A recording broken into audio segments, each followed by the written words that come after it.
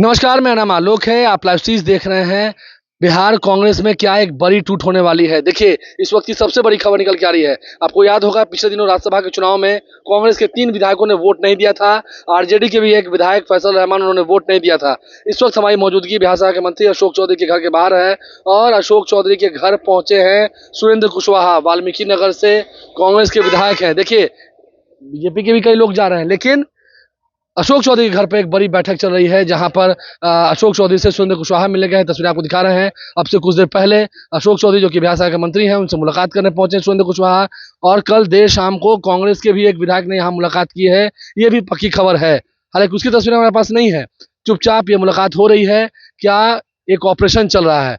अशोक चौधरी पहले कांग्रेस के प्रदेश अध्यक्ष भी रहे हैं और अशोक चौधरी के घर पर कांग्रेस के विधायक का पहुंचना, देखिए, अगर आप पूछेंगे कभी अशोक चौधरी से, हम भी पूछेंगे, तो वो सीधा कहें कि हम मंत्री हैं, वो विधायक हैं, तो कोई योजना लेकर आए थे, कोई कागज लेकर आए थे। लेकिन नहीं, बात कुछ और है।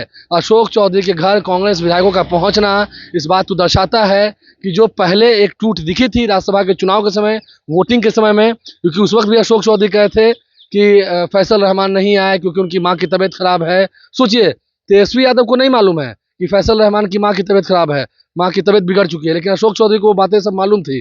तो ऐसे में एक इशारा दे रहे हैं। एनडीए के क्या और नेता इसमें शामिल हैं? क्या एक बड़ी टूट होने वाली है? इस बात को दर्शाता है। कल ही नितिन नवीन का और नीतीश कुमार का इस्तीफा भी होना है। क्या उसके साथ साथ कुछ और तैयारी है? कांग्रेस के विधायक क्या लिखकर दे देंगे? पहले इस बिहार में बहुत हुआ है। आरजेडी में सन 2012 में टूट हुई है। इसके अलावा फिर आरजेडी के एमएलसीयू की एक बार टूट हुई है। और अब अशोक चौधरी के घर पर अंदर मीटिंग चल रही है। देखिए, पहरा है, अंदर जाने से रोका गया है क्योंकि अंदर मीटिंग हो रही है। तो वैसे में देखना होगा आगे क्या होता है, क्योंकि उम्मीद है अप्रैल महीने के पहले पखवाड़े में ही, यानी कि शुरू के दिनों में ही नई सरकार बनेगी और नई सरकार का स्वरूप और बड़ा हो, विपक्ष थोड़ा और कमजोर हो जाए।